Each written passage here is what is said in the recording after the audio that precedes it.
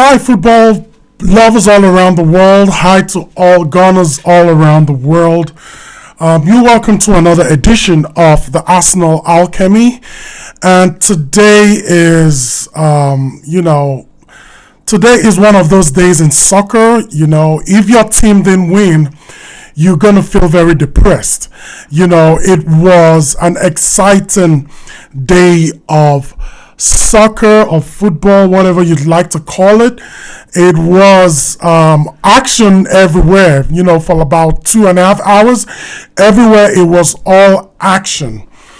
All the teams, all the big four teams, or will I say big five, excluding Tottenham Hotspur, they all played at the same time.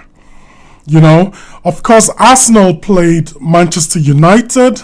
We won that game 2-0. Manchester City played Nottingham Forest and they won 3-0. They're back to winning ways. The big result for the day is Newcastle against Liverpool, and Newcastle came out with a draw, a 3-3 draw, a thriller, a 6-goal thriller. The other big game was Southampton taking on Chelsea. Chelsea duly dispatched Southampton by 1-5. So I'm going to start with the Arsenal game. What a game it was! It was more of a cautionary game, especially in the first half.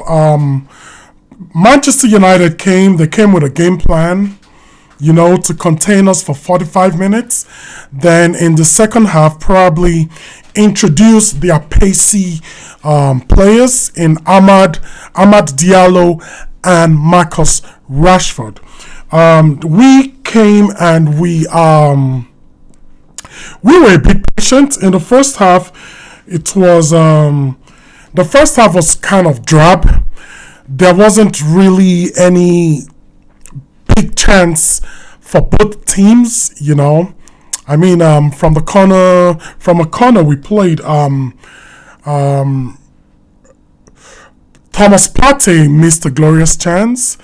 And at the other end, I think it was Højlund. He missed a very good chance for Manchester United. But, for the most part of the first half, it was really kind of slow. Both teams didn't want to give much away. But the second half was another story entirely, Manchester United played so well defensively. I have to give it to them. They locked up Odegaard and they locked up Bukayo Saka. They didn't give them a sniff. They were totally outmarked. Then at the other end of the pitch, Masurai held Martinelli quite well. He was subdued in, the first half especially. But the second half, Arsenal, the good thing about this Arsenal team is they have so many ways to win. And one of their ways to win is by the set piece. So both goals came from the set plays, from the corner kicks. Both goals. Which is a very, very good thing to have. It's a good weapon to have. People say, Arsenal, they're set piece masters. Now, let me break this down to you. If the delivery isn't right, you will not score a lot of goals. But because the deliveries are very dangerous, what people should be talking about is the deliveries. Not the players meeting up the headers to score. The deliveries are what makes it look like it's easy. We have two fantastic crosses of the ball from the corner kick. We're talking about Bukayo Saka and Declan Rice. Their crosses are pinpoint crosses.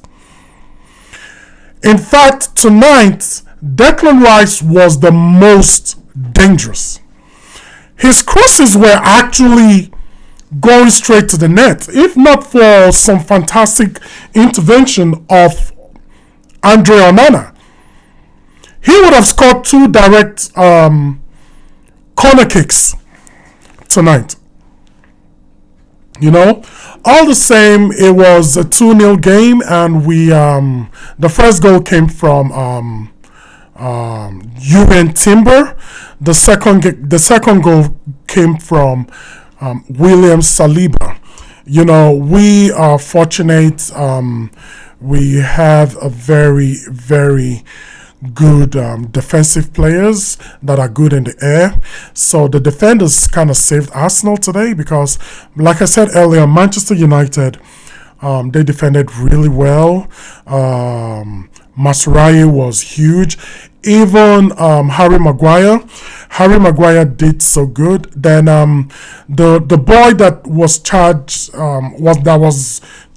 to mark Bukayo Saka, Malacio, he was excellent. I'm not going to lie, he was excellent. I think he was changed because he got a booking, but he did really good. Manchester United's midfield were good. Ugarte and Bruno Fernandes, mostly in the first half, they were very defensive. They didn't really look like going forward. So that was when the first goal came in. When the first goal went in, I didn't think Manchester United had it in them to score. So it was a good game for us. 2-0. Don't forget, this is a clean sheet. We've been conceding a lot, more than I like, but it's a clean sheet, so that is good. The other games, Everton won Wolves 4 goals. Who would have thought that? Who would have thought Everton will score 4 goals? Ashley Young, Orel Mangala, and Craig Dawson-Brace secured an emphatic win for Everton. Manchester City, they played Nottingham Forest. They came back to winning ways. Manchester City have suffered in the past couple of weeks. They have lost. They've been winless in the last 6 games. Man, that is a lot for any team. And they dispatched Nottingham Forest with goals by Bernardo Silva, Kevin De Bruyne, who came back to the starting lineup, and Jeremy Doku. All ensured that Manchester City came back to winning ways, and maybe, who knows, they might go on their run. They are very capable of it. They're very capable of those runs, but it's not looking so good for Nottingham Forest. I think they've lost the last 3 games now, which is not good. So the result that is most favorable to me is the Newcastle versus Liverpool. We all know that going to St. James Park is a daunting task for any team. Manchester City have dropped points there.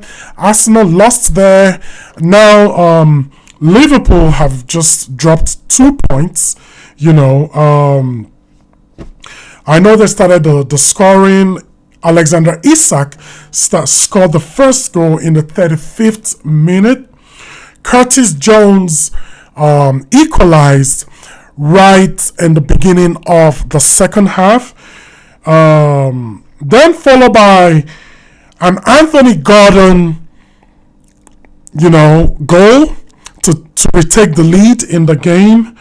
Only for Mohamed Salah, man. This guy, Mohamed Salah, I think this year, no matter what happens, whether they win the league or not, this guy should be the PFA Player of the Year.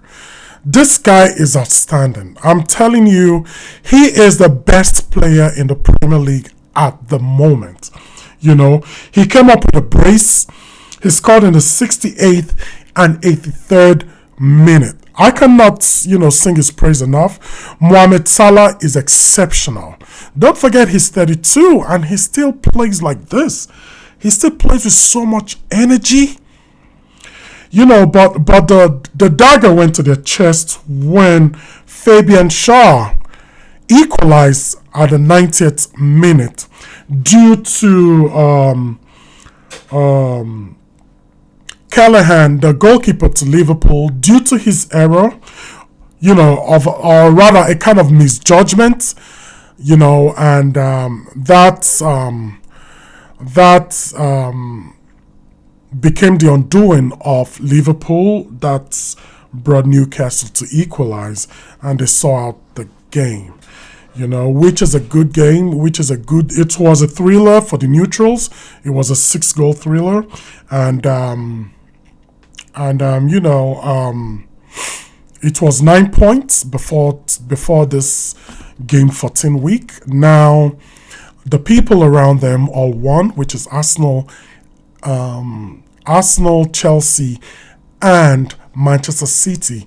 Arsenal and Chelsea are still tied on points, but they have made up grounds on Liverpool, and the gap now is 7 points. It's not looking so good, but we never know. The other big game was Southampton taking on Chelsea. I beg your pardon, taking on Chelsea, and of course Southampton played with 10 men for most of the game. I know Axel Disasi opened up the scoring. Southampton's Joe Aribo equalized.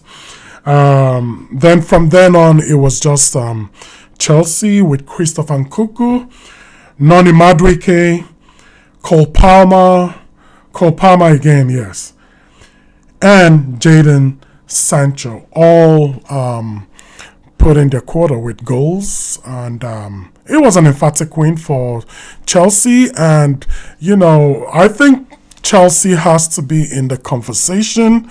They have to be in the mix about a title race, because they are winning, and they're winning convincingly. They are not just scraping out wins, they are winning convincingly. So yes, they are in the title race. So it's a 4-horse race: Liverpool, Chelsea, Arsenal, and Manchester City, who are behind Liverpool. Who are behind Liverpool with 9 points. It's not going to be easy, but it's doable for the teams around. I don't know, but I'm just going to root for my team because we're doing well. It's been 4 wins and a bounce. We've been looking good. Excuse me. We've been looking good, and I hope we carry on like that. So the last game that was played today was Aston Villa against Brentford. Aston Villa is a team that needed a win as well, and they won quite well. They won Brentford convincingly as well. It was a 3-1 win for Aston Villa. Morgan Rogers opened up the scoring in the 21st minute. Oli Watkins converted a penalty. Matty Cash scored the third goal. All their goals were all in the first half, with Mikkel Damsgaard scoring what looked like a consolation goal. So kudos to Aston Villa. They're back to winning ways. I told you before, they are a decent side. They are a very good side. They went through a slump. They went through a bad period, but these things happened, and So yes, it was a very, very entertaining day of football in the English Premier League. It was a big win for Arsenal and Chelsea. Those are statement wins, because these two teams are chasing the Premier League, and they cannot afford any form of slip up. They cannot afford to go down, to drop points at this point. They have to be, if they want to challenge Liverpool, they have to be near perfect at this point. On the other hand, Liverpool can afford to make mistakes and still lead. They can afford to make mistakes, drop 1 or 2 points here and there, and still, still be ahead in the league. But Arsenal and Chelsea cannot. If they have title aspirations, at this point they have to be near perfect. We are going into the crunch period of the English Premier League, which is the Christmas and Boxing Day period, which is usually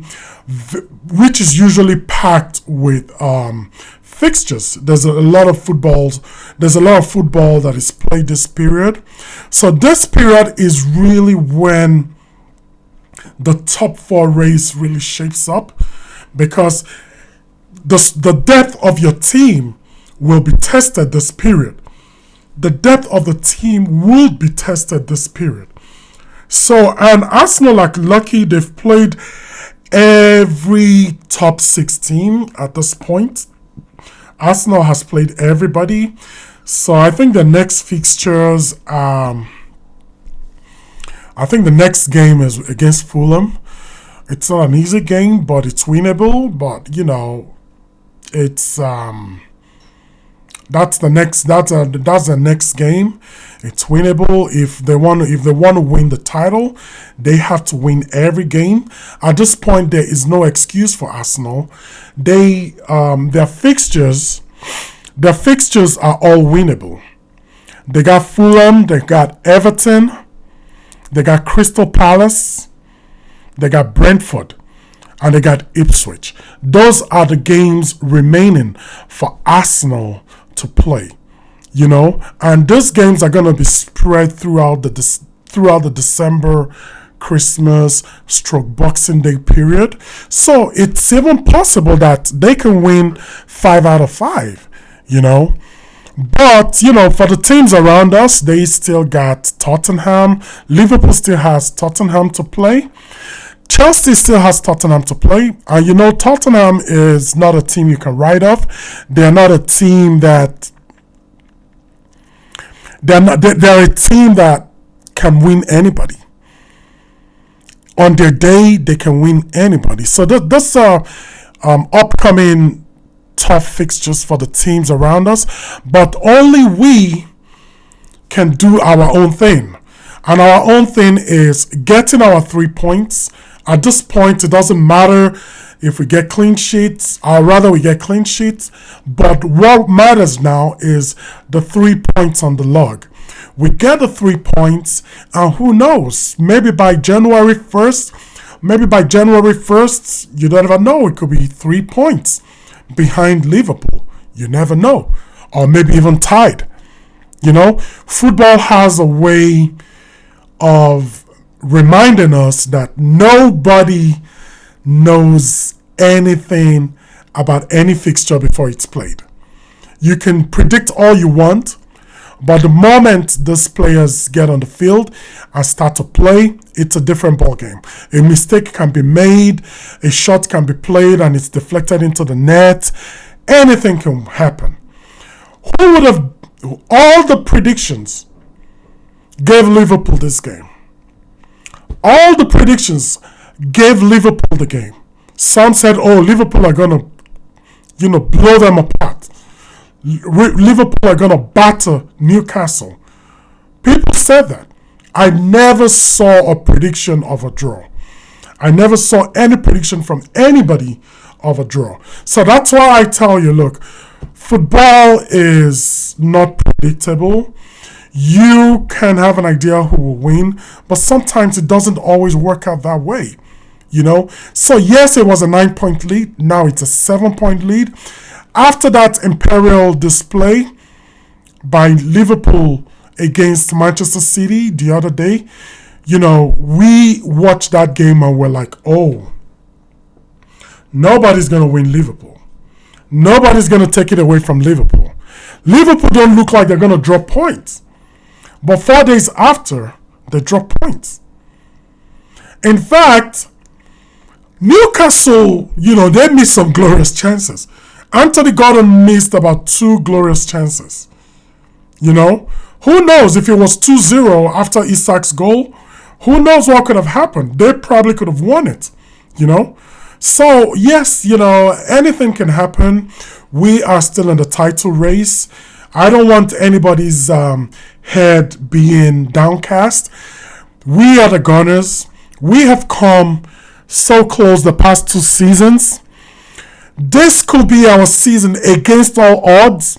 Everybody has written us off. Everybody has said, oh, the Gunners don't have what it takes. Now it's 7 points. This was another litmus test for the Gunners against Manchester United, whom are our eternal enemy. If you were a supporter of Arsenal or Manchester United in the 90s and the 2000s, the early 2000s, to the mid 2000s, you know what that rivalry felt like back then. It was like the El Clasico of England. It's no longer like that per se, but there's this mutual respect between the two teams, and but for the past 4 games, astonishingly, Arsenal have won the last 4 games against Manchester United, including a home and away win against Manchester United last season. And this season again, we have won 2-0, stifling everything Manchester United brought to us in terms of attack. They didn't have any chance apart from this delete. There was a very, very good header from delete, and it also drew a fantastic save from David Raya. So all in all, it was a very welcome win for us. Though we drop back to 3rd, we are still tied on points with Chelsea, but due to their very, very good win, the high-scoring win against Southampton, they are ahead on goals difference. But it's all good. We're still on the same point. They play Tottenham Hotspur next Sunday.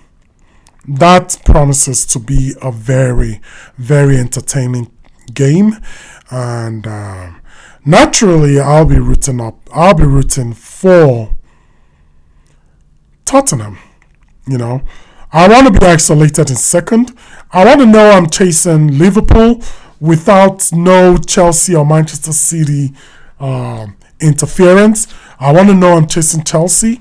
I want to know I'm chasing Liverpool. I want Chelsea behind me. I want them behind me in the log table, so I'm going to root for Tottenham. Tottenham are our eternal enemies, but on Sunday they're going to be my friend. I'm going to put on my Hotspur jersey. I think I have one. I'm going to put on my Hotspur jersey.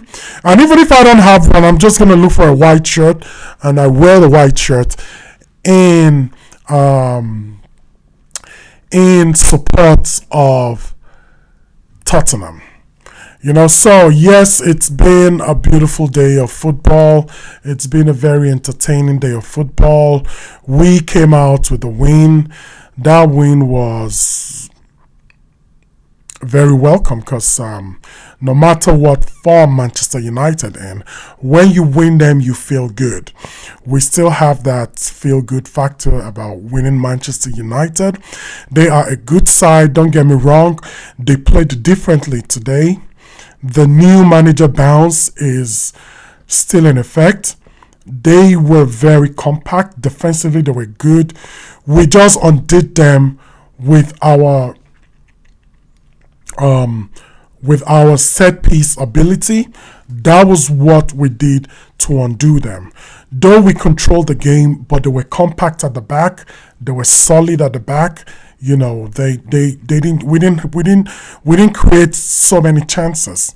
But you know, that is the hallmark of champions. Even days we don't play well, we still manage to snatch the victory, and this was a good victory. What even made it better is we didn't concede. We kept a clean sheet, and that is yeah, that is wonderful. That is very welcoming. It was a very welcoming win.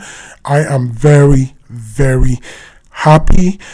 Though Bukayo Saka and Odegaard were kept quiet. But like I said, we have so many ways of winning. We have other ways of winning. So, but everybody gave it their all. Julian Timber was, he was, I don't know what to say about this guy. I'm short of accolades to give this guy. This guy he was fantastic. He was fantastic. You know, he did well, and he capped it up with a goal for himself as well. So yes, of course, William Saliba was, as usual, a rock. Gabriel Magalhaes didn't play this game, so Kivio took his place, and Kivio was colossal in this game. He was fantastic. I was very impressed with him, you know, and all the challenges, he won all his challenges. You know, so I have nothing bad to say about Jakub Kivio. And of course, on the left side, Zinchenko started. I think he was fantastic till Amad Diallo came and gave him some few troubles. But Mikel Arteta duly substituted him, and we brought Julian Timber back to the left full-back position, while Thomas Partey occupied the right full-back position. And when we did that, the game became balanced again. We stifled every attack coming from Manchester United, and we saw out the game. So that is a wonderful game. That was a beautiful game. Our next game is a trip to Fulham. It's another London derby. Hopefully we can win that game. And please, viewers, please do join me tomorrow as we start up our prediction segment of the program. We are gonna make predictions. The